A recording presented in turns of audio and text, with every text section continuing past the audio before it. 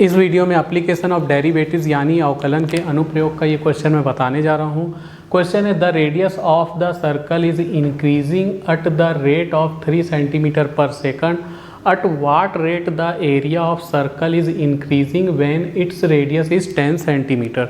तो जनरली इस तरह का क्वेश्चन जब स्टूडेंट पढ़ते हैं तो उनका दिमाग घूम जाता है और वो इस तरह के क्वेश्चन को सॉल्व नहीं कर पाते हैं, जबकि ये क्वेश्चन को सिर्फ पढ़ करके एक बार समझना है और समझ गए तो इसका सॉल्यूशन बहुत ज़्यादा इजी, बहुत ज़्यादा। यकीन नहीं हो रहा है तो देखो इधर। तो सबसे पहले हम सॉल्व लिख लेते हैं और सॉल्व लिख करके मान लेंगे कि रेडियस को हम, तो सबसे पहले हम रेडियस ऑफ सर्कल को r ले लेते हैं और एरिया ऑफ सर्कल को a ले लेते हैं।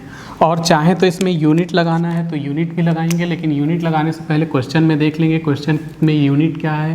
देखो सेंटीमीटर है तो रेडियस की यूनिट सेंटीमीटर और एरिया का यूनिट सेंटीमीटर स्क्वायर।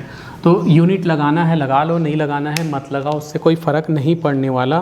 फिर इसके बाद हम चलो डायग्राम बना लेते हैं।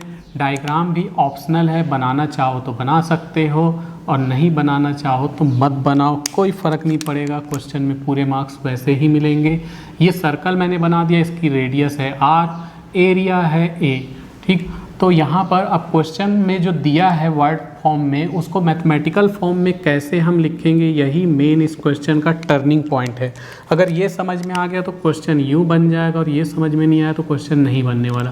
क्वेश्चन में बोला है the radius of circle is increasing at the rate of 3 centimetre per second. मतलब जो सर्कल की रेडियस का इंक्रीजिंग हो रही है, बढ़ रही है, वो किस रेट से बढ़ रही है, 3 सेंटीमीटर पर सेकंड। तो यहाँ जो यूनिट होता है, यूनिट भी काफ़ी कुछ बता देता है। यूनिट में देखो सेंटीमीटर, सेंटीमीटर किसका यूनिट होता है, रेडियस का, लेंथ का। तो ये रेडियस किस रेट से बढ़ रही वो ये बता रहा है। यहाँ वर्ड में उसी चीज़ को लिखा भी गया है। यूनिट से भी हमको कुछ कुछ समझ में आ जाता है। यानी कि हमको दिया है dr/dt, इसकी वैल्यू है 3 सेंटीमीटर पर सेकंड। और फाइंड क्या करना है हमें, वो भी क्वेश्चन में देख सकते हैं। At what rate the area, area किस रेट से बढ़ रहा है वो हमें निकालना है। यानी हमें dA/dt फाइंड करना है। इसमें भी एक कंडीशन है कि जब r की वैल्यू, रेडियस कितना रहे, r = 10 सेंटीमीटर। जब r की वैल्यू 10 सेंटीमीटर है तो उस कंडीशन में हमें एरिया किस रेट से इंक्रीज़ हो रहा है वो बताना है। तो शुरू करते हैं। क्वेश्चन हद से ज़्यादा सिंपल है, भले पढ़ने में कठिन लगे, क्वेश्चन जब देखो तो कठिन लगे, लेकिन सिंपल है, बहुत सिंपल है। यहाँ हम लिखेंगे area of circle. Area of circle का फॉर्मूला क्या होता है, तो एरिया ऑफ सर्कल को हम a से शो करते हैं, a = होता है πr²। अब हम डिफ्रेंसिएशन कर देंगे विद रिस्पेक्ट टू t। तो differentiation with respect to t के रिस्पेक्ट में डिफ्रेंसिएशन कर देंगे तो हमारे पास dr/dt और dA/dt दोनों ही आ जाएगा। देखते हैं कैसे आएगा। डिफ्रेंसिएशन करते हैं तो d/dt लग जाता है, इधर a है, d/dt πr²।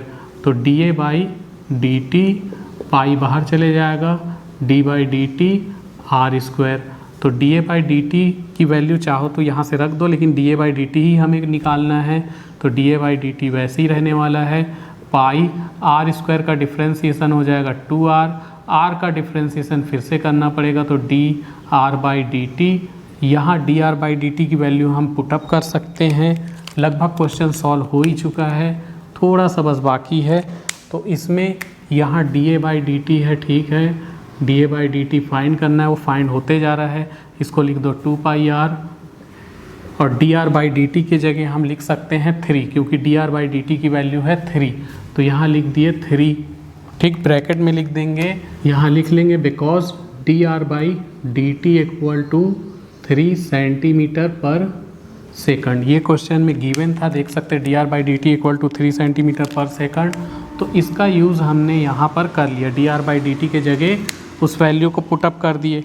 अब ये मल्टीप्लाई हो जाएगा, dA/dt = 6πr।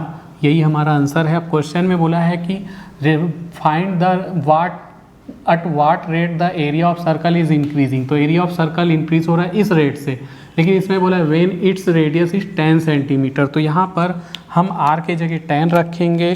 तो लिख देते हैं put r equal to 10 centimetre.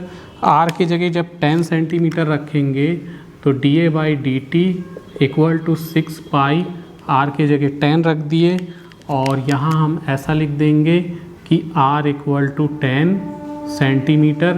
ठीक, तो ये हो जाएगा 60 पाई और लगभग आंसर आ चुका है 60 पाई सेंटीमीटर का स्क्वायर पर सेकंड।